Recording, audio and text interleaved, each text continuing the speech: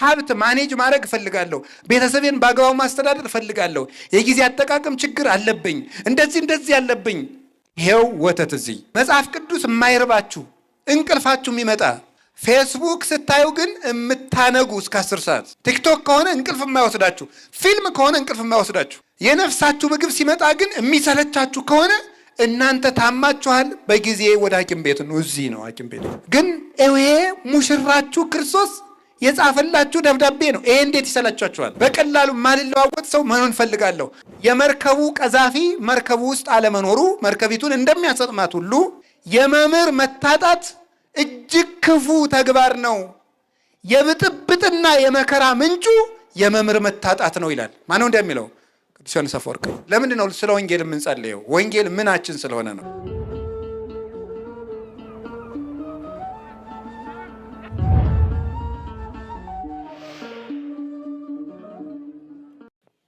በስመ አብ ወወልድ ወመንፈስ ቅዱስ አሐዱ አምላክ። በስመ አብ ወወልድ ወመንፈስ ቅዱስ አሐዱ አምላክ። በስመ አብ ወወልድ ወመንፈስ ቅዱስ አሐዱ አምላክ። ይትባረክ እግዚአብሔር አምላከ አበዊነ ቅዱሳን ዘሰባሃ ምህረቶ በላዕሌነ። ምህረቱንና ቸርነቱን ይቅርታውን በሕይወታችን ላይ ያጸናልን የአባቶቻችን አምላክ እግዚአብሔር ስሙ የተመሰገነ ይሁን። የእናታችን የቅድስት ድንግል ማርያም የቅዱሳን መላእክት የቅዱሳን ነቢያት የሐዋርያት የሰማዕታት የጻድቃን ረድኤት አይለየን። የተከበሩ መላከ ብርሃን ፍስሐ ጥላሁን የባህር ዳር ሀገረ ስብከት ዋና ጸሐፊ፣ የተከበራችሁ ሊቃውንተ ቤተ ክርስቲያን፣ መምህራን፣ ካህናት፣ ዲያቆናት፣ የእግዚአብሔር ቤተሰቦች ሁላችሁ አንድ አምላክ በሚሆን በአብ በወልድ በመንፈስ ቅዱስ ስም እንደምን ዋላችሁ? እንደምን ሰነበታችሁ? እንደምን አመሻችሁ? ቸርነት ገንዘቡ የሆነ አምላካችን ቀን ጨምሮ ሰጥቶን ለዚህ ሰዓት ስላደረሰን በምህረቱ ቦታም ስለሰበሰበን ስሙ የተመሰገነ ይሁን። ካሁን በፊት ላስተማሩን ለሊቀ ሊቃውንት ስሙር አላምረው ቃለ ሕይወትን ያሰማልን። በቀሪ ጊዜያችን ደግሞ ሊያስተምረን ቅዱስ ፈቃዱ ይሁንልን። እንደ እግዚአብሔር ፈቃድ ባለን ጊዜ ሁላችሁንም ጠዋት ላልነበራችሁ እንኳን ለቅዱስ ጊዮርጊስ ወርሃዊ መታሰቢያ በዓል ለእመቤታችን 4ኛ የጽጌ ሰንበት እንኳን አደረሳችሁ። እንደ እግዚአብሔር ፈቃድ አንድ አጭር ርዕስ መርጠን እንማማራለን። ቅድም መምህሩ አስቀድመው ሲያስተምሩን እንደው ሃይማኖታችን እንድናውቅ የምናደርገውን ነገር አውቀን እንድንቀጥል አስተምረውን ነበርና እኔም ከዚያው ጋር የተያያዘ ማጠቃለያ የሚሆነንን ነገር እሳቸው ስለጀመሩልኝ በዛው ሄጄን የምጨርሰውና በቀደም በዕለተ ዓርብ ሊቀ ሊቃውንት ስምዐኮነ መላክ አስተምረውናል። ሊቀ ሊቃውንት ስሙር ደግሞ ትናንትም ዛሬም አስተምረውናል።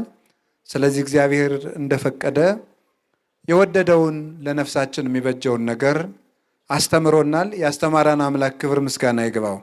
በተማርንበት እንድናፈራ ይፍቀድልን። ቀሪ ጊዜያችን ይባርክልን። ለዛሬ የመጨረሻ ርዕስ እንዲሆነን የመረጥኩት ጸልዩ በእንተ ወንጌል ቅዱስ በሚል ርዕስ ነው የምንማማረው። ስለ ቅዱስ ወንጌል ጸልዩ። እስኪ በሉ ሁላችሁም ተናገሩ። ግድ የላችሁም። እንደው አስከፋችኋለሁ ብዬ ነው እንጂ አለመናገራችሁን የሚተች የሆነ ነገር ልናገራችሁ ብዬ ተውኩት። ይሄ ትልቅ ስድብ እንደሆነ ታውቃላችሁ አይደል? እነግርህ ነበር ማለት በጣም ኃይለኛ ስድብ ነው። እነግርህ ነበር አንድ ሰው ንገሩኝ ባይ ካለ ሰድቦ ጨረሳችሁ ማለት ነው። እና የስድብ ክፉ እነግርህ ነበርና እምልህ የጠፋኝ የሚል ነው። እምልህ የጠፋኝ ካለ ስድቡ ሁሉ አይገልጽልኝም እንደማለት ነው። እና ክፉ ተሳዳቢ ነው እንደዚህ የሚል ሰው አያጋጥማችሁ። እና እስኪ ስለ ቅዱስ ወንጌል ጸልዩ በሉ ሁላችሁ እስከ ዳር ያላችሁት ድጋሙ በደንብ አድርጋችሁ። ስለምንድን እነማን አሁን ዲያቆናት አሉ ለካ አሉ አይደለም? አሉ አሉ አሉ አሉ። እና ላስብላቸው አንዱ እንዲያቆን ከብት ትፈቅዳላችሁ? አዎ ይበሉት፣ በዜማ ይበሉት። እሺ እናንተ በጣም ግሩም። እሺ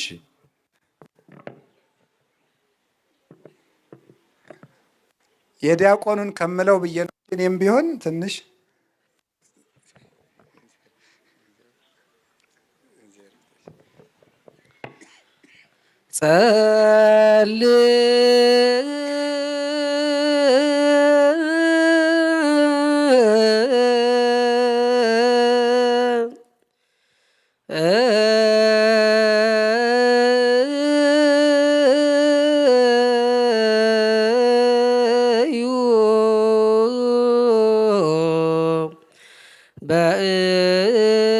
በእንተ ወንጌል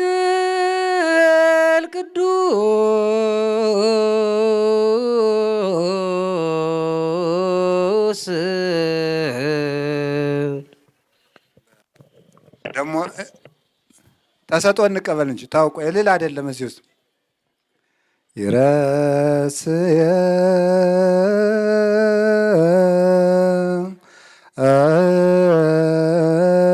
ነድ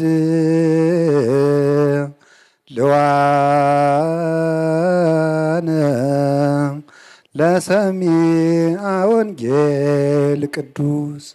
እሺ ቃለ ሕይወትን ያሰማልን። ስለዚህ ርዕሳችን ምንድን ነው የሚለው? አንድ የድገሙት አንድ ጊዜ ስለ ቅዱስ ወንጌል።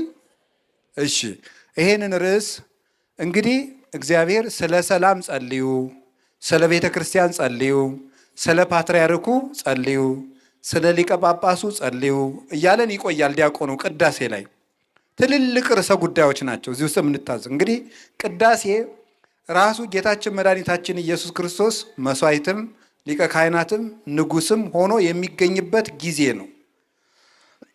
ትልቅ ጊዜ ነው። የመጨረሻ የመንግስተ ሰማያት ህይወታችን ማህተም የሚታተምበት ጊዜ ነው ቅዳሴ እና በዚህ ጊዜ ከምንታዘዘው ትእዛዝ ትልልቅ ትእዛዝ ነው። ቅድስት ቤተ ክርስቲያን በዚህ የመጨረሻው ትልቅ ሰዓት ላይ ካዘዘችን ትእዛዝ መካከል አንዱ ስለ ቅዱስ ወንጌል እንድንጸልይ ነው። ስለ ቅዱስ ወንጌል እንጸልይ ካል አንድ ሁለት ርዕሶችን እናይና ትምህርቱን እንቋጨዋለን። የመጀመሪያው ወንጌል ምንድን ነው እና ለእኛ ምናችን ነው? እሱ ላይ ትንሽ ጊዜ ይሰጥ። ለምንድን ነው ስለ ወንጌል የምንጸልየው? ወንጌል ምናችን ስለሆነ ነው። እስኪ አንድ ጊዜ ወንጌል ምናችን ነው ብላችሁ ጠይቁ። አሁን እንድንጸልይ ታዘናል። ስለ ወንጌል ጸልዩ ተብላችኋል። ሁላችሁም ማለት ነው። ሁላችሁም ወንድም ይሁን ሴትም ይሁን ነጋዴም ይሁን ምንም ይሁን ክርስቲያን እስከሆንክ ድረስ ኦርቶዶክስ እስከሆንክ ድረስ ስለ ወንጌል ልጸልይ ይገባል። ሽማግሌም ወጣት ሕፃንም ይሁን ምን ነጋዴም ሆንክ ስራ የሌለህም ብትሆን ስለ ወንጌል መጸለይ የአንድ ክርስቲያን አምላካዊ ትእዛዝና ግዴታው ነው። ስለዚህ ስለ ወንጌል እንድንጸልይ ወንጌል ምንድን ነው?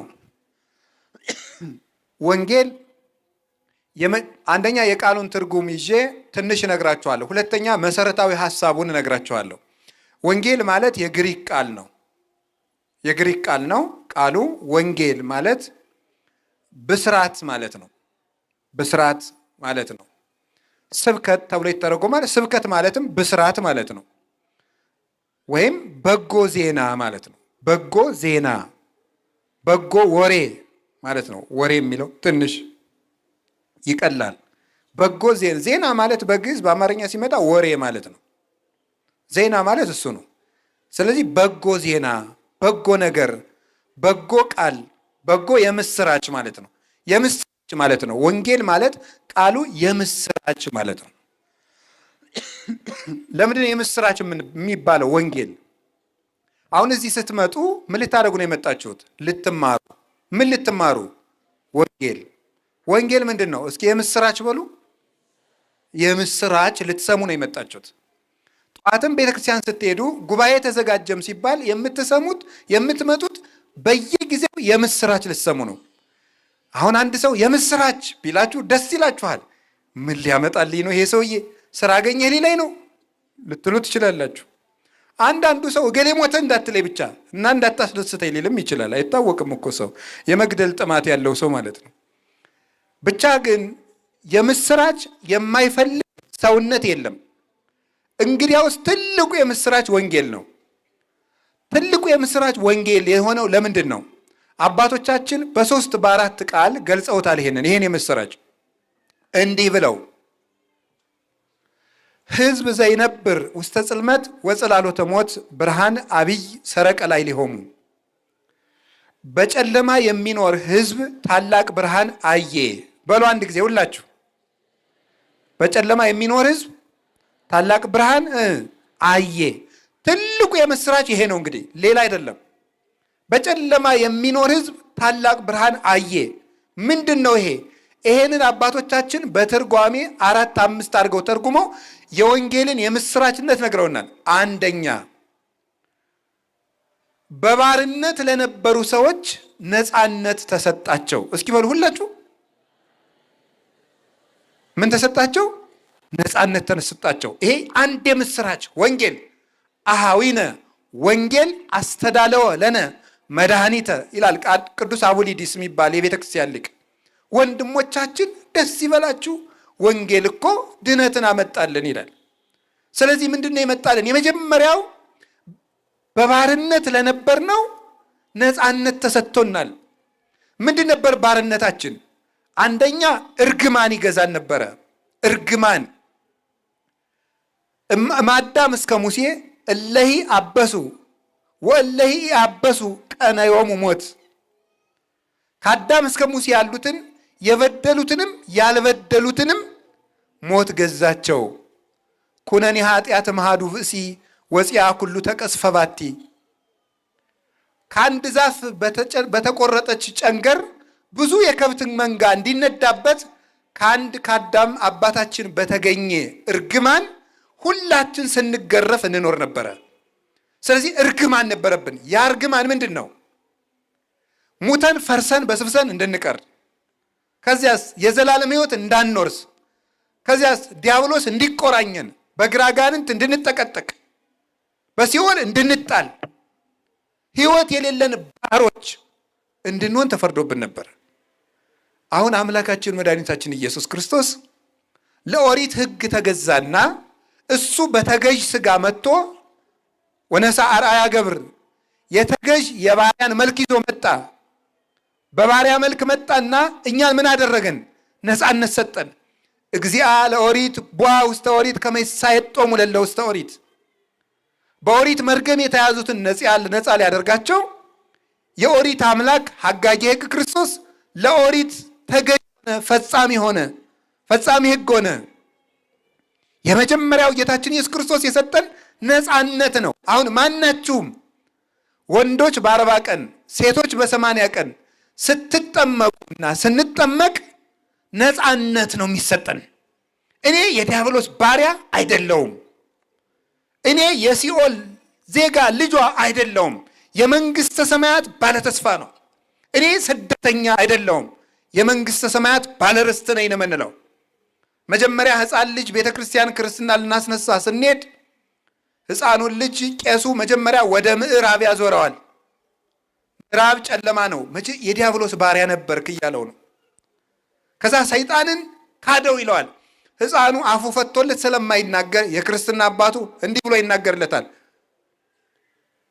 እክህደከ ሰይጣን፣ ሰይጣን ሆይ እክህድሃለሁ፣ ሰይጣን ሆይ እክህድሃለሁ፣ ሰይጣን ሆይ እክህድሃለሁ፣ እኔ ያንተ ልጅ አይደለሁም ይላል። ወደ ምስራቅ ያዞረውና አምን ብከ ክርስቶስ አምላኬ፣ ጌታዬ ኢየሱስ ክርስቶስ ሆይ በአንተ አምናለሁ ሕግህንም እቀበላለሁ ያስብለዋል። ወኩሎ ሕገከ ወለኩሎም ቅዱሳኒከ፣ ሕግህን እቀበላለሁ ቅዱሳኖችንም አምናለሁ ያስብለዋል። አያችሁ፣ ሰይጣን ሆይ በቤተ ክርስቲያን ፊት ቆሜ እክድሃለሁ ምንለው የነፃነት ማህተም ስላለን ነው።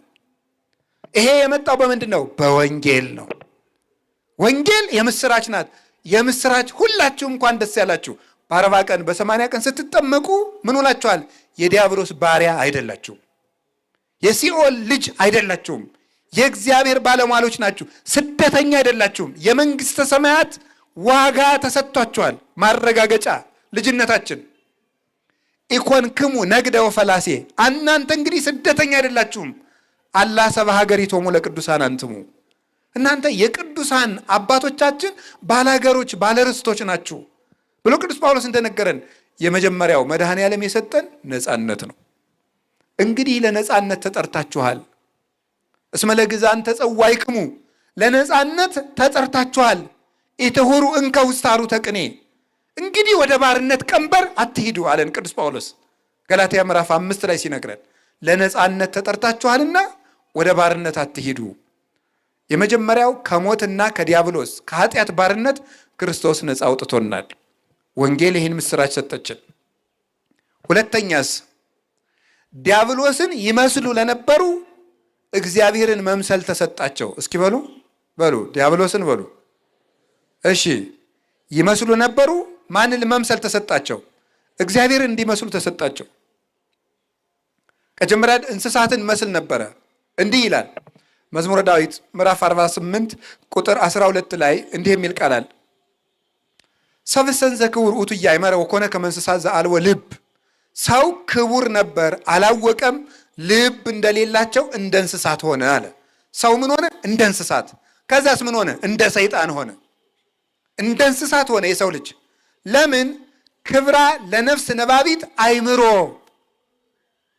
መጽሐፈ መነኮሳት ላይ ማር ይስሐቅ ሲናገር የአዋቂት ነፍስ ክብሯ እውቀት ነው፣ ወይም የለባዊት የሰው ነፍስ ክብሯ እውቀቷ ነው ይላል። እውቀት ከሌላት እንስሳ ናት። አሁን ሰው ግን የዘላለም ሕይወትን ትቶ ሞትን፣ አምላኩን ትቶ ሆዱን ስለመረጠ ሰው እንደ እንስሳ ሆነ አለ። ፈረስ ሆነ ሰው አለ። ኢየሩሳሌም ኢየሩሳሌም ውሉድኪ ኮኑ ከመ አፍራስ ዘማውያን፣ ኢየሩሳሌም ልጆችሽ እንደ ፈረስ ሆኑ፣ እንደ ውሻም ሆኑ፣ አስጸየፉኝ ይላል የሰራዊት ጌታ እግዚአብሔር ይላል ኢሳይያስ። ሰው እንስሳ ሆነ ተባለ። አሁንሳ የእግዚአብሔር ልጅ ኢየሱስ ክርስቶስ ራሱ እግዚአብሔር የሆነው እሱ ከእመቤታችን ከቅድስት ድንግል ማርያም ተወልዶ መጥቶ ምን እንደሰጠን ታውቃላችሁ? ይሄን ሰጠን። ምን ሰጠን? ነአምር ከመ መጽአ ወልደ እግዚአብሔር ወወሀበነ ልበ ከመ ናእምሮ ለእግዚአብሔር በጽድቅ ወሀለውነ በአሚን በወልደ እግዚአብሔር ዘውቱ እግዚአብሔር ዘበአማን። የእግዚአብሔር ልጅ እንደመጣ እግዚአብሔርን እናውቅ ዘንድ ልብ እንደሰጠን እናውቃለን። በእግዚአብሔር ልጅ በማመን ለዘላለሙ ጸንተን እንኖራለን። እርሱም እውነተኛ የባሕርይ አምላክ ነው። አንደኛ ዮሐንስ ምዕራፍ 5 ቁጥር 20 ላይ የእግዚአብሔር ልጅ እንደመጣ እግዚአብሔርን እናውቅ ዘንድ ልብ እንደሰጠን እናውቃለን አለ። ጌታችን ኢየሱስ ክርስቶስ መጥቶ ምን ሰጠን ብትሉ ልብ ሰጥቶን ሄደ። ልብ የለሾች ሆነን ስለነበረ ልብ የለሾች ሆነን ለሳሩ፣ ለቅጠሉ፣ ለውሃው፣ ለድንጋይ፣ ለጋኔን፣ ለዛር እንሰግድ ነበር። አሁን ለካ አምላክ እንዲህ ነው እንዴ እንድንል ልብ ሰጠን። ልብ ብቻ የሰጠን አይደለም፣ ራሱን አስመሰለን። እንዲህ አለ፣ ተማሃሩ እምኔ እስመ አነ የዋህ ወትሑት በውስተ ልቤ፣ ከእኔ ተማሩ እኔ የዋህና ትሑት ነኝ፣ እኔን ምሰሉ አለ። በስራ ምሰሉኝ፣ በእምነት ምሰሉኝ፣ በትሕትና ምሰሉኝ፣ በቅድስና ምሰሉኝ አለ። እሱን ከመሰልንሳ እሱን መስለን እንኖራለን። እንዴት አለን? እመጽእ ካዕበ ወእነሣእክሙ ከመ ታህልው አንትሙሂ ሀበ ሀሎኩ አነ፣ እናንተም እኔ ባለሁበት የብርሃን ሀገር እንድትኖሩ መልሼ ለወስዳችሁ እመጣለሁ አለ። ይሄ የምስራች ነው። እኛ ከአምላክ ጋር የምንኖርበት ሀገር አለን። መንግሥተ ሰማያት የብርሃን ሀገር፣ ገብቶ መውጣት አግኝቶ ማጣት የሌለበት የሚሏት ሊቃውንት፣ መሰልቸት የሌለው አድሎ የሌለው፣ ከፍ ላለ ሰው ትልቅ ወንበር፣ ዝቅ ላለ ሰው ትንሽ ወንበር የሌለበት፣ እሪና ግዕዛን ያለበት፣ የተካከለ ነፃነት ያለበት ሀገር መንግሥተ ሰማያት አለን። ክርስቶስ ራሱን እንድንመስል ፈቀደልን። ልብ ሰጠን። ከባርነት ነፃ ወጣን። አምላካችን አናውቅ የነበር በአንድነት በሦስትነት እግዚአብሔርን አየነው፣ እውነትን አወቅናት። ፍልስፍና የተጀመረው ምን ተብሎ ነው? እውነት ምንድን ነው? እስኪ በሉ እውነት ምንድን ነው በሉ፣ ነገሩ እንጂ። እነ ሶቅራጥስ፣ እነ አርስቶትል፣ እነ ፕሌቶ ወይም ፕላቶ ፈላስፎች ሁሉ ጥያቄያቸው እውነት ምንድን ነው ነው። እውነት የምንሄደው በየት አድርገን ነው? ወደ እውነት የሚወስደን ማን ነው? ህይወትስ ምንድን ነው ነው? አሁን እውነት ምንድን ነው? እግዚአብሔር ማን ነው? የፍልስፍና መጀመሪያ እውነት ምንድን ነው ነው።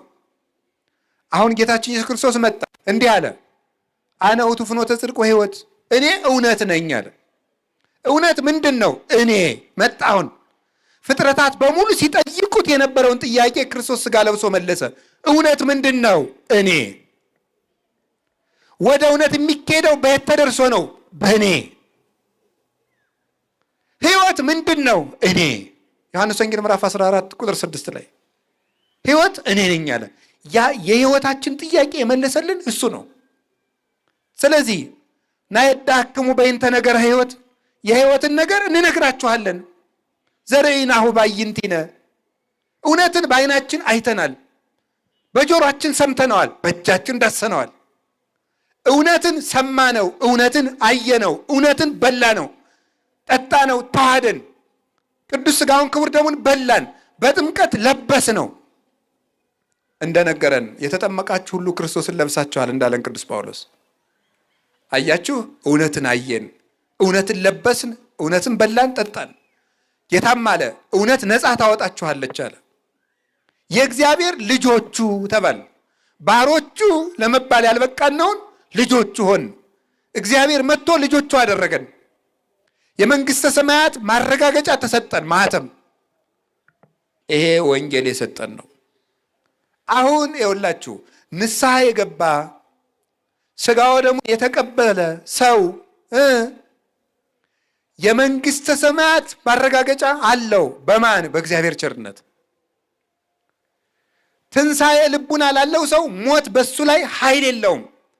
ብፁዕ ዘረከበ ክፍለ በትንሣኤ እንተ ትቀድም መጽያ። በመጀመሪያይቱ ትንሣኤ እድል ያለው ሰው የታደለ ነው። ማለት ልቡን ለንስሐ ለመግባት ለመቁረብ የታደለ ነው።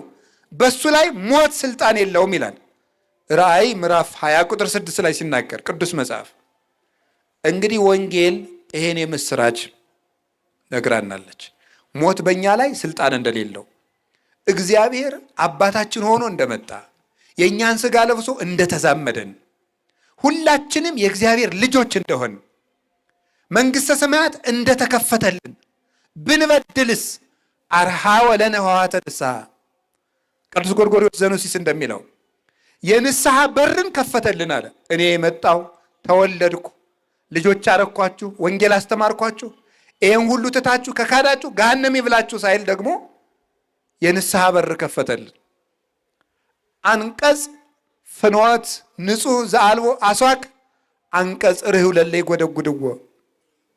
እሾህ የሌለበት የቀና መንገድ፣ ለሚያንኳኩ ሁሉ የተከፈተ ደጅ፣ የምህረት በር ራሱ ከፍቶ የሚጠብቅ እሱ ኢየሱስ ክርስቶስ ነው። ይህንን የምስራች ሰጥቶናል። ሰው አምላክ ሆኗል። በአጋንንትና በሞት ላይ እንድንሰለጥንበት ስልጣን ሰጥቶናል። ሞትን እንድንንቀው ቅዱስ አትናቴዎስ ላይ እንደነገረን ያረጀን አንበሳ የሚፈራ አውሬ የለም፣ ምክንያቱም ጥርሱ ወልቋልና። መርዙን የተፋ እባብ የሚፈራው የለም፣ እጁ ላይ ጠምጥሞ ይጫወትበታል እንጂ። እንግዲያውስ ሞት ያረጀ አንበሳ ሆኗል። እንዴት? ክርስቶስ ጥርሱን አውልቆበታልና። ሞት ሆይ መውጊያ ወዴት አለ ይላል ቅዱስ ጳውሎስ። አይቴ ቀኖትከ፣ መውጊያ ወዴት ነው? ክርስቶስ የሞትን መውጊያ ሰበረው። አሁን ያረጀ አንበሳ ሆኗል። የእባቡን መርዝ አስተፍቶታል ክርስቶስ ራሱን ቀጥቅጦ በመስቀል። መርዝ የሌለውን እባብ እጅ ላይ ቢጠመጥሙት ቢስለከለክ ምን ያደርጋል? ጌታችን ኢየሱስ ክርስቶስ የእባቡን መርዝ አስተፍቶ ሞትን እንዳረጀ አንበሳ ጥርሱን አውልቆ እኛ ነክሶ ማስቀረት እንዳይችል የትንሣኤ ልጆች አድርጎ ሰጥቶናል በቅዱስ ሥጋው በክቡር ደሙ። ወንጌል ይሏችኋል። ይሄ ምስራች ነው። ይሄን መስማት እንደሚሰለቻት ነፍስ ያለች በሽተኛ የለም። ቅዱስ ዮሐንስ አፈወርቅ ምን ይላል? እንደሚናገረው ነው። አንድ ሰው ታሞ መዳኑን የምናውቀው ምግብ ስጡኝ ሲል ነው አይደለም? ቆሎን እንስጥህ? አይ ይመረኛል። ዳቦ እንስጥህ? አይ ይመረኛል። ማር እንስጥህ? ይመረኛል። ጎበዝ፣ ይሄ ሰውዬ ታሟል። ከዛሳ ስንቸገር እንደው ምን እናምጣለን? ምንም። ከዛ ወለሰ ቆሎን እንስጥህ? እስቲ ልሞክረው ካለ ተመስገን ተመስገን፣ እየተሻለው ነው፣ ሊቆረጥም ነው። እናቴ አሁን ይሁላችሁ፣ ረሃብ የጤነኛነት ምልክት ነው። የጤነኛነት ምልክት ነው። ከራበ ጤነኛ ነህ ማለት ነው። ተመስገን ነው። አዎ የማጣትም ምልክት ነው እንዳትሉ። ከጤና ጋር ነው ማውጋት። አሁን ከድህነት ጋር አታውጉ፣ ጤና ጋር ነው። አሁን ርዕሱ ኮንተንቱ ጤና ነው። አንድ ሰው ከራበው ጤነኛ ነው። እምቢ የሚል ከሆነ አሞታል። ጎበዝ፣ ቃለ እግዚአብሔር የማይርባችሁ ከሆነ ታማችኋል ማለት ነው።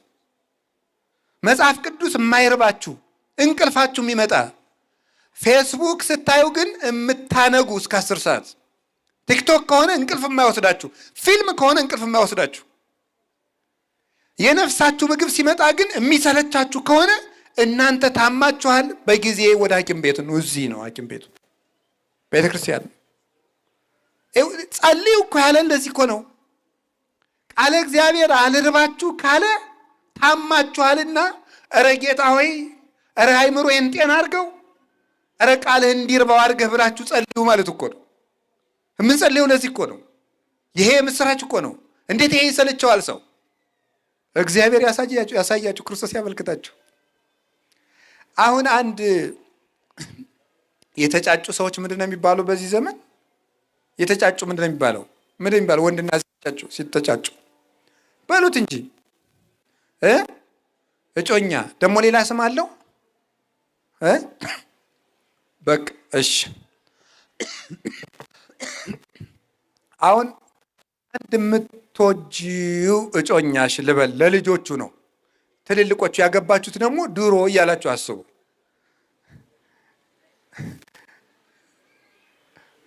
እንዴት ሰንብተሻል ወዘተርፈ ብሎ ደብዳቤ ቢጽፍ ማን የላከው ቢባል፣ በታክሲ እየሄዳችሁ ቢሆን ሰው መቼ ወርዶ አልቆ እስከማነበው ብላችሁ አትቸኩሉም? መቼ ቤት ደርሼ ባነበብኩት አትሉም? ትላላችሁ ተብሎ ይታሰባል። ጥናት ያስፈልገዋል። ወንዱስ ፍትሐ ነገሥት አንቀጽ 24 ነው። በደብዳቤም በሰውም ማጨትም ይቻላል። እዚያ ነው ያወቅኩት። ከውቷችኋል። ሰው ደብዳቤ እንደሚጻጻፍ ቤተክርስቲያን ትነግረናለች። ስለዚህ ሴቷ ደግሞ እንዲያው ገሌ ደህና ነህ ሆይ፣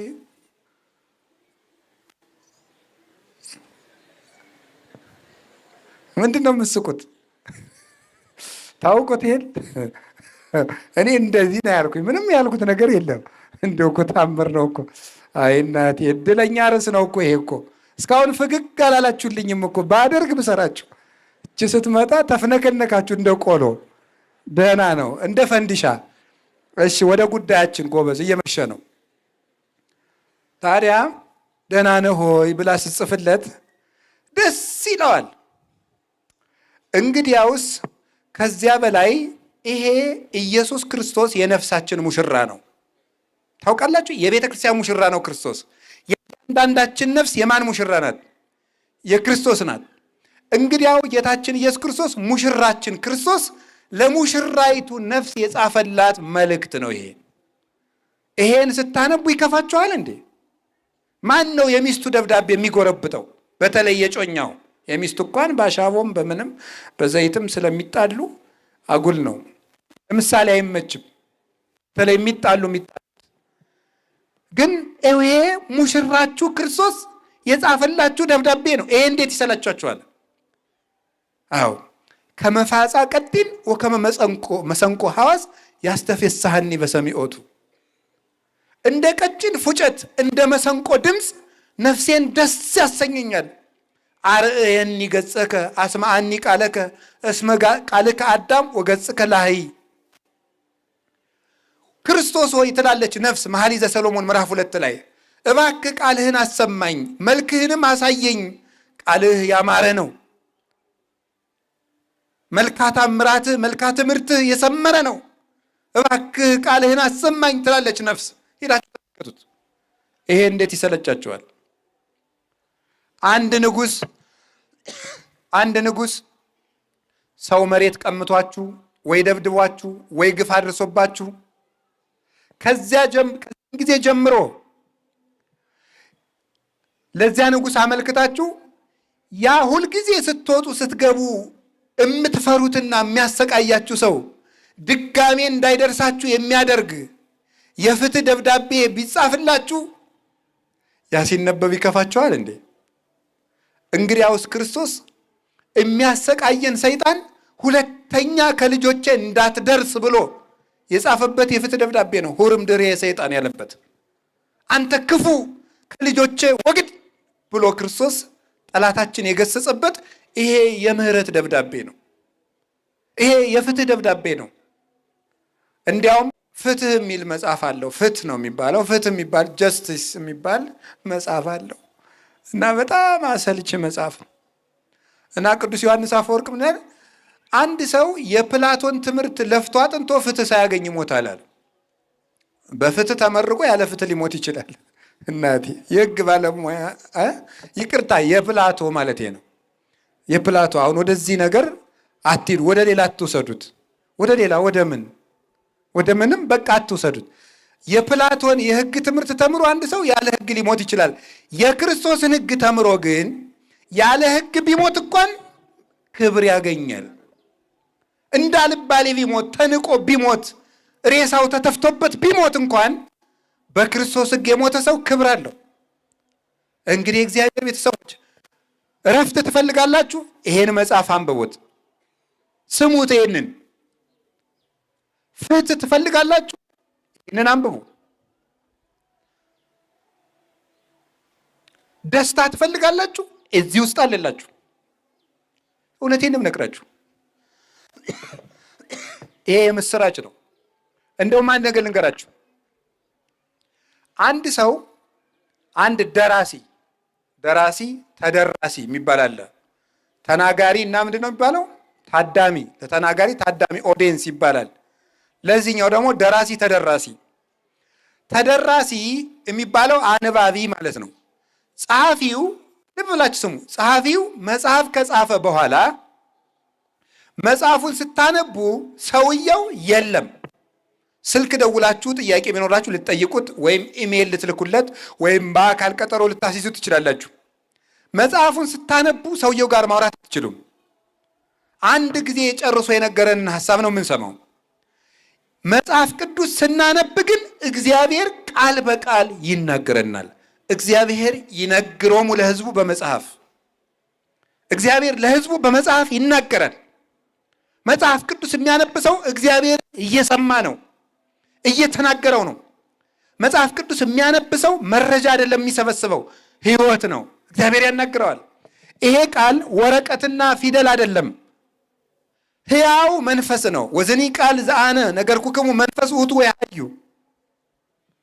የሩቅ ብእሲ ንግግር አያድንም፣ ከመለኮት የወጣ ቃል ግን ያድናል። ይሄ የምነግራችሁ ቃል የሚያድን ሕይወት ነው ብሎ ጌታ ነግሮናል። ስለዚህ የሕይወት ቃል ነው።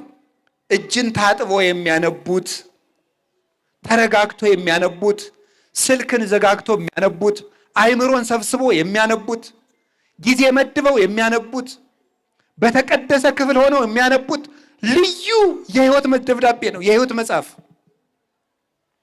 ስለዚህ ወንጌል ጸልዩ። 1 2 3 ይሄ የቃሉን ትርጉም ይዤ ነው። ወንጌል የምስራች ነው። ክርስቶስን መምሰል ተሰጥቷቸዋል። እንኳን ደስ ያላችሁ። እውነቴን ነው የምነግራችሁ። ክርስቶስን መምሰል አንዳንድ ሰዎች ሀብታም ሲያገኙ ተጠጋግተው ያንተ ልጅ ነኝ አሉ ይላሉ ይባላል ነው ሰምቼ አላውቅም። ሀብት ያለውን ሰው ያንተ ልጅ ነኝ አሉ ይላሉ። እንዲያው ኧረ እኔ ያንተን እናት አላገባውም ቢል እንኳን ትምህርት ቤት አብራችሁ አልተማራችሁም ማለት ሁሉ የሚያምረው ማለት ነው አለ። የሰው ሀብት ለመውረስ አለ ይባላል ነው እንግዲህ እኔ አልሰማሁም። የእግዚአብሔር ልጅ አይሰማችሁም? ይሄ አይሰማችሁ ማለት እስከ ውስጥ አይሰማችሁም? የእግዚአብሔር ልጅ የሚለው እንዴት ደስ እንደሚል የእግዚአብሔር ልጅ ይሄን ነው ሀብቱ የማይወረስ ጌታ ልጅ ሲያደርገን። ቅድም እንደተማርነው በመምህሩ ዙፋኑ የማይገለበጥ ጌታ ልጆቹ ሲያደርገን፣ በዚህ ጊዜ ይሻላል የማይባል ስጋት የሌለበት። ምናልባት እኮ የባለስልጣን ልጆች ሊሰጉ ይችላሉ። ምናልባት ነው፣ እኔ መረጃ የለኝም እንደሚፈሩም እንደማይፈሩም የባለስልጣን ልጅም አላውቅም።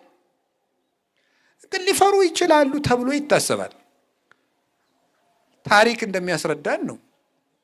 ያው እንደምታውቁት የጃንሆይ ልጆች ቅድም እንደተነገረን እንደውም እኮ የጃንሆይ ልጅ አንደኛዋ ክርስትና በምትነሳ ቀን አንድ ድሃ ደግሞ ወልዶ ይዞ መጣ። ምስኪን አንተ ምን ብትደፍር ነው ከጃንሆይ ልጅ ጋር የልጅ ክርስትና የገጠመ? ሰውየው አስቦ የወለደ ይመስል ማለት ነው። እና በሌላ ቀን ይቀየር ይለወጥ ተብሎ ተወስኖ ልብ በሉ። ኋላ ግን ጃንሆይ ሩህሩህ ስለሆኑ ተወው ይነሳ ብለው እቴጌ መነንን አስፈቅደው አብሮ ተነስቶ እንዲያውም ልብስ ሁሉ ተሰፍቶ፣ ምክንያቱም በአንድ በኩል ራርተው ሊሆን ይችላል፣ በአንድ በኩል የእሳቸው ልጅ አነስ ያለ ልብስ ከለበሰ ሰው ጋር እንዳይነሳ የሚሆን ይሄ ጥናት ያስፈልገዋል። ተጠንቶም አይታወቅም ልብ ስለሆነ እግዚአብሔር ያውቀዋል። አንዳንድ ድሃ እንደዚህ ይገጥመዋል። ገጥሟት ያች ልጅ ምንም አምሮባት ተነሳች። አያችሁ ጎበዝ፣ የጃንሆይ ልጅ እንኳን ክርስትና በሚነሳበት ቀን ክርስትና መነሳት ችግር እስኪሆን ድረስ ታስቦ ነበር። የነገስታት ልጆች ግን ስጋት አለባቸው። በኋላ ተሰደው ነው የሄዱት። ጓዛቸውን ጠቅልለው አካሄዳቸውም በብዙ መከራ ነው። በኬንያ ተደርጎ በምን ተደርጎ በአፋር እንደዚህ ተነርቶ መኪና ስንት 24 ሰዓት ተነርቶ እዚያ ኬንያ አውሮፕላን መጥቶ ተቀብሏቸው የእንግሊዝ አውሮፕላን ምን ተብሎ ነው በታሪክ ተጽፎ እንደሰማ ነው። የእግዚአብሔር ልጅ ግን ማን ያሰጋዋል? ማንም። ለምን? በእግዚአብሔር መንግስት ላይ ባላንጣ ስለሌለበት፣ ተበላላጭ ስለሌለበት፣ ተፎካካሪ ስለሌለው፣ ገልባጭ ስለሌለው እና የዚህ ንጉሥ ልጅ መሆናችን የምንሰማበት አዋጅ እኮ ነው። ሰምታችኋል? አሁን ተፎካካሪ ልጆቹ ናችሁ። የወራሽነት መብት በፍርድ ቤት ስትሟገቱ ሰንብታችሁ ይሄው የወራሽነት መብቴ ደብዳቤውን አይተዋል ነው የምትሉት። ይሄኛውን የወራሽነት መብት ግን ይዛችሁት አትዞሩም። ምን አይነት ምስኪኖች ነን! የሰማይ ሀገር የምትወርስበትን የወራሽነት አዋጅ ጥለህ ትዞራለህ እንዴ? ይህ እኮ የሰማይ መንግስት የምንወርስበት የውርስ መጽሐፋችን ነው። ይሄ ነው ለእኛ የተሰጠን ወንጌል። ቀጥሎ አንድ ሁለት ነገር ጨምራችሁ፣ ወንጌል ለመዳን የሚያሳድገን ወተት ነው። እስኪ በሉ ሁላችሁ ወንጌል በሉ። ለመዳን የሚያሳድገን ምንድን ነው? ወተት ነው። ለምን የሚያሳድገን? በዚህ ምድር ለመኖር በእናትህ ወተት ታድጋለህ። በዚህ ምድር ለመኖር የእናቱን ወተት እንግዲህ ተብሏል። የእናቱን ወተት በአግባቡ ያልጠባለች ምን አይነት ልጅ ነው የሚሆነው? ጅላጅል ነው፣ ብቻ ጉልበት የለውም። 10 ጊዜ ጉንፋን ይዞኝ ምናምን የሚነፋነፍ ሰው ሲታሰብ በአግባቡ ያልጠባለች ሊሆን ይችላል ተብሎ ይታሰባል ነው። ይሄም ጥናት ያስፈልገዋል። ግን ሐኪሞቹ የእናት ጡት ወሳኝ ነገር ነው ብለው ነግረውናል። እና እንደው ያንዳንድ ይሄ በደንብ በተለይ እስከ 6 ዓመት እስከ 5 ዓመት ይጠባ ነበር። ድሮ ነው። ዛሬ እናቶችም ሰልፊሽ አይደሉም። ብቻ ግን አስቸጋሪ ነው። እንደ ድሮው ምግብ የለም። እሺ ቅቤም አረም ስለሌለ አይፈረድም። እናቶች አይፈረድም። ድሮ ግን እናቶቻችን ውሃ ሂደው እንኳን ውሃ ቀርተው መጥተው እስከሚያወርዱት ቸኩለን ተጎንብሰው እንጠባ ነበረ።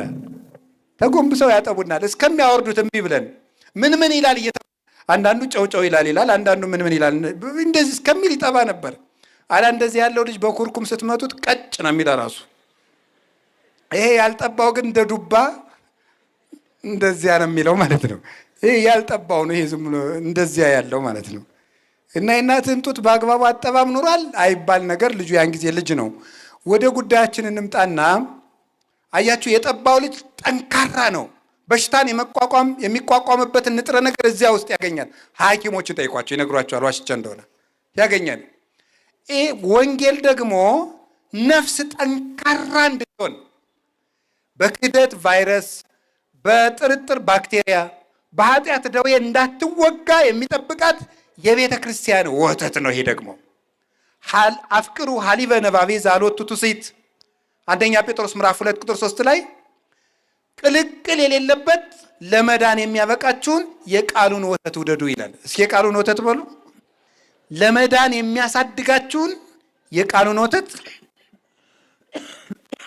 እንግዲህ አንተም ጉንፋን የያዘህ በትክክል እንዳትሉኝ፣ የእኔ ሌላ ነው። እኔማ እንዴት ጠንካራ እንደሆንኩ ማወቅ አልችልም። ወደ ጉዳይ ልውሰዳችሁና ለመዳን የምታድጉበትን ወተት ተመኙ።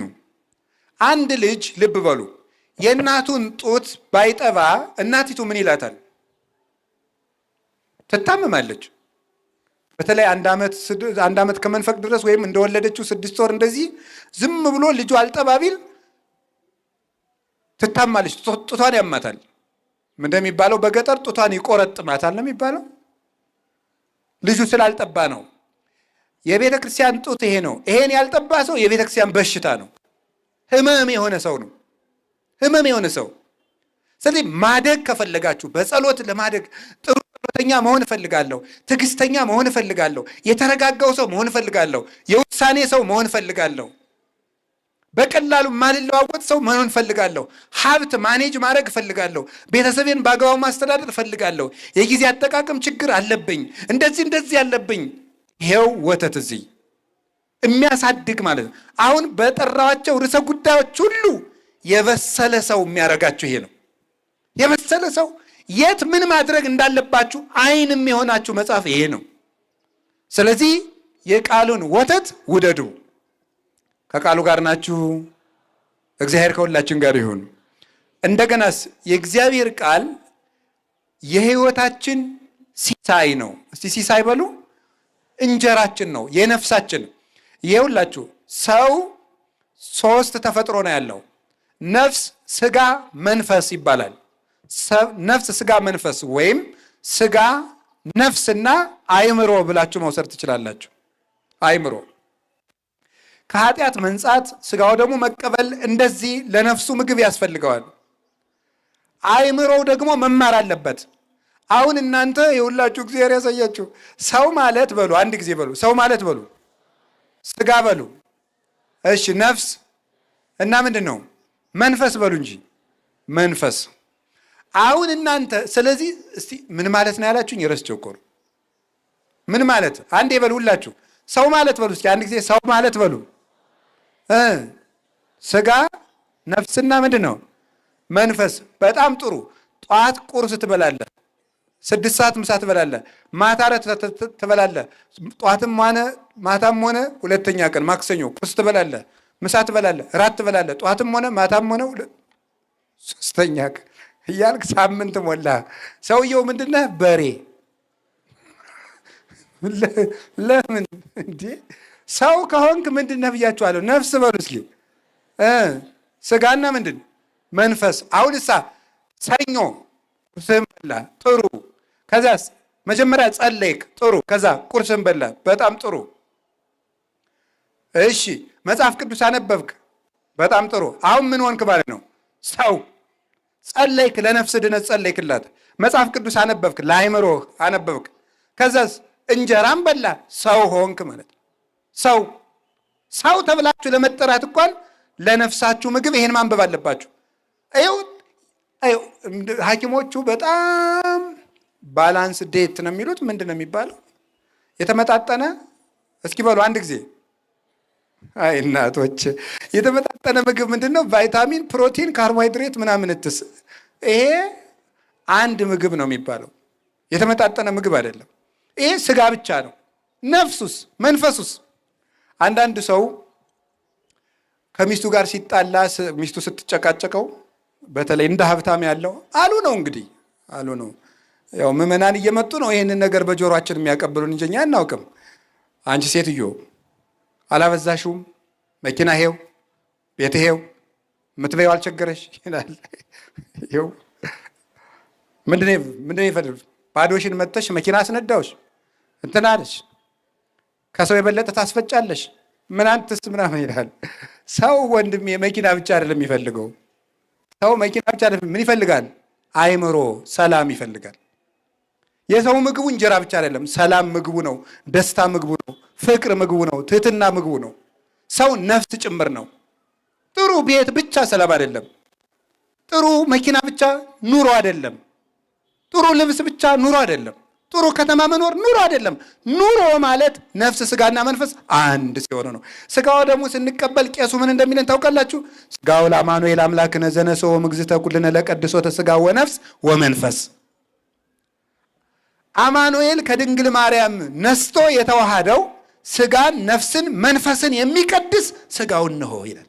ስጋን፣ ነፍስን፣ መንፈስን የሚቀድስ። ስለዚህ ወገኖች እስመ ቃለ እግዚአብሔር ሲሳይ ዘበአማን ውእቱ ሲሲታ ለነፍስ ቃላቲሁ ለእግዚአብሔር። የእግዚአብሔር ቃል እውነተኛ ምግብ ነው። የነፍስ ምግቧም የእግዚአብሔር ቃል ነው። ሰው በልቶ ጠጥቶ ለምንድን ነው ሰላም የሚያጣው? ሰው ጥሩ አልጋ ላይ እየተኛ ጥሩ ቤት ውስጥ እየኖረ ጥሩ መኪና እየነዳ ጥሩ ደሞዝ እየተከፈለው ለምን ሰላም የለውም? የነፍሱ ምግብ የለማ፣ የመንፈሱ ምግብ የለማ፣ የስጋ ብቻ ነው ያለው። ስለዚህ እግዚአብሔር ሰዎች ጌታ ምን አለ? ዮሐንስ ወንጌል ምዕራፍ 4 ቁጥር 5 ላይ አኮ በህብስት ክመ ዘይሃዩ ሰብ አላ በኩሉ ቃል ዘይወፅእ እምአፉሁ ለእግዚአብሔር። ሰው በእንጀራ ብቻ አይኖርም ከእግዚአብሔር ቃል በሚወጣ ከእግዚአብሔር አፍ በሚወጣ ቃል እንጂ። የእግዚአብሔር ቃል የህይወት እንጀራ ነው። በመጨረሻም ስለ ወንጌል ማንነት ነውና መጨረሻ ላይ ስለ ወንጌል ጸልዩ የሚለውን ትንሽ እናገርና ጨርሳለሁ። በመጨረሻ ስለ ወንጌል ምንነት ነግራችሁ የእግዚአብሔር ቃል የመንገዳችን ብርሃን ነው። እስኪ በሉ ሁላችሁ በሉ። የመንገዳችን ምንድን ነው ብሉ እንጂ። የመንገዳችን ምን ብርሃን ነው። ምን ማለት ይመስላችኋል? ሰው መንገድ ሲሄድ ቢጨልምበት መንገድ ላይ ግራና ቀኝ መንገድ ቢገጥመው መንገዱ የትኛው እንደሆነ ለመለየት ምን ያስፈልገዋል? ብርሃን ወይም ባትሪ ያስፈልገዋል። የሰው ልጅ ህይወት ምንድን ነው? መንገድ ነው። ሰው መንገደኛ ነው። ወደ የት ነው የሚሄደው? ወደ መንግስተ ሰማያት። መንገደኛ ነው። አንድ ቀን ስታድሩ ወደ ሞት አንድ እርምጃ እየቀረባችሁ ነው ማለት። 2 ቀን ስናቀርብ ሌላ እርምጃ ነው። 3 ቀን ስናድር ሌላ እርምጃ ነው። ዓመት ሲሞላ ሌላ ከፍ ያለ ሩጫ ነው። ወደ ሞት እየቀረብን ነው የምንሄደው። መንገደኛ ነው ሰው። ስለዚህ ውሎ አዳራችን ዓመታትና ወራቱ እርምጃዎች ናቸው እና ወደዛ ስንሄድ ልብ በሉ መሀል ላይ መንገድ የሚሄድ ሰው ሲመሽበት ብርሃን ያስፈልገዋል ማለት የሰው ልጅ በዚች ምድር ላይ ሲኖር አንድ ትልቅ ፈተና አለበት። እሱ ምን ይባላል? ኮንፊውዥን ይባላል። ምን ማለት ነው? ግራ መጋባት ማለት ነው። ግራ መጋባት የሰው ልጆች የየቀን ፈተና ነው። ይሄን ላድርግ፣ ይሄን ላድርግ። ሌላው ቀርቶ አንዳንዱ ላግባ ለመንኩስ ብሎ ግራ ይጋባል። እንደው ቀለል ስናደርገው የትኛውን ሸሚዝ ልልበስ እንኳን የሚለው ፈተና የሚሆንበት ሰው አለ። ላለው ሰው ነው። እንደዚህም ፈተና ነው እኮ። ግራ መጋባት የሰው ልጆች የየደቂቃ ፈተናቸው ነው። ልናገረው፣ ዝም ልበለው፣ ልሄድ፣ ልቅር፣ ልብላ፣ ልቆይ፣ እያንዳንዱ አጠቃቅን ነገር የሰው ልጅ በግራ መጋባት የተሞላ ነው። ግራ ሲገባው የሰው ልጅ ምን ያድርግ ሲባል መንታ መንገድ ላይ በጨለማ ደርሶ ቆሞ ግራ ለገባው ሰው ባትሪ ቦክ ስታደርጉለት አፈፍ ብሎ መንገዱን መርጦ እንደሚሄደው ሁሉ ግራ በገባን ቁጥር የእግዚአብሔር ቃል የምናነብ ከሆነ ለውሳኔ ብርሃን ሆኖ ቦግ ይላል። ስለዚህ ቅዱስ ዳዊት ምን አለ? ኖን ማይቶት ለእግሬ ሕግከ ብርሃን ለፍኖቴ። ሕግህ ለእግሬ መብራት ለመንገዴም ብርሃን ነው። እስኪ በሉላችሁ ሕግህ በሉ። ለእግሬ መብራት ለመንገዴ ምንድን ነው? ብርሃን ነው። ምን ማድረግ እንዳለባችሁ በእያንዳንዱ ርዕሰ ጉዳይ ላይ ከሰው ጋር ለመኖር ጓደኛ ለመሆን ዝምታ ለመምረጥ መቼ ለመናገር መቼ ዝም ለማለት ለመነገድ ላለመነገድ ሹመትን ለመተው ለመሾም ለእያንዳንዱ ነገር መጽሐፍ ቅዱስ ላይ አላችሁ። እንዲህ ያለ ብርሃን ነው። እንግዲህ ለዚህ ወንጌል እንጸልይ። እሺ ወንጌል ይሄ ነው አልኳችሁ። በስሱ ነገርኳችሁ። ወንጌል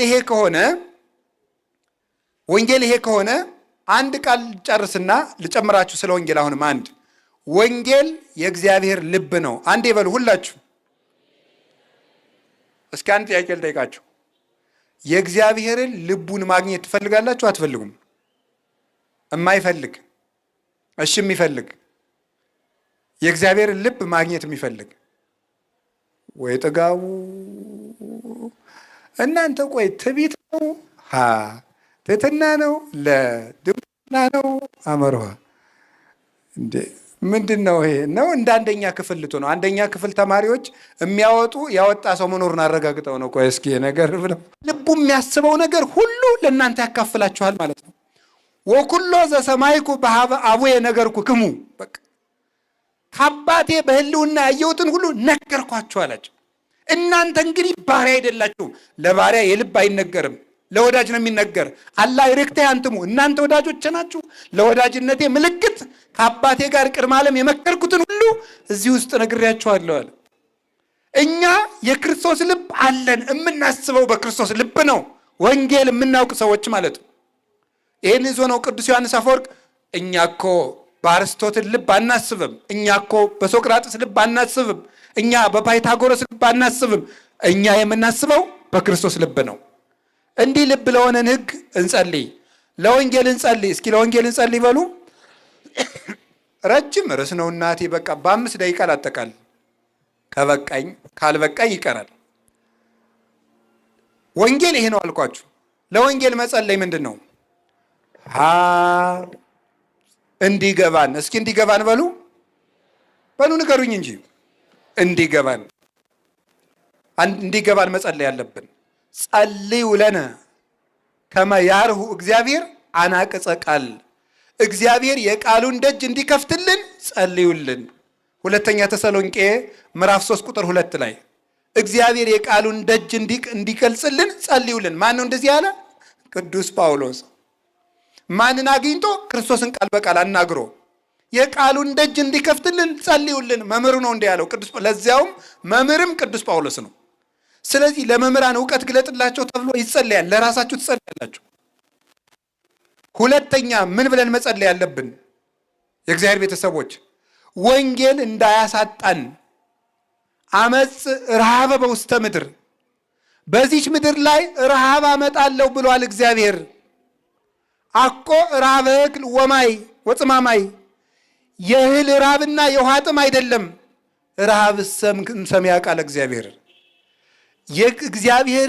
የእግዚአብሔርን ቃል የመስማት ረሃብ አመጣለሁ ብሏል እግዚአብሔር ይላል ትንቢተ አሞጽ ምዕራፍ 9 ቁጥር 11 ላይ።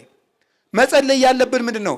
መድኃኔ ዓለም ሆይ ቃልህን አትጠፍብን፣ ጉባኤ አታሳጣን፣ ቃልህን የምንሰማበት መድረክ አትንሳን ብለን መጸለይ ያለብን። ሁለት በሉ እንጂ ስለ ወንጌል መጸለይ ማለት ነው።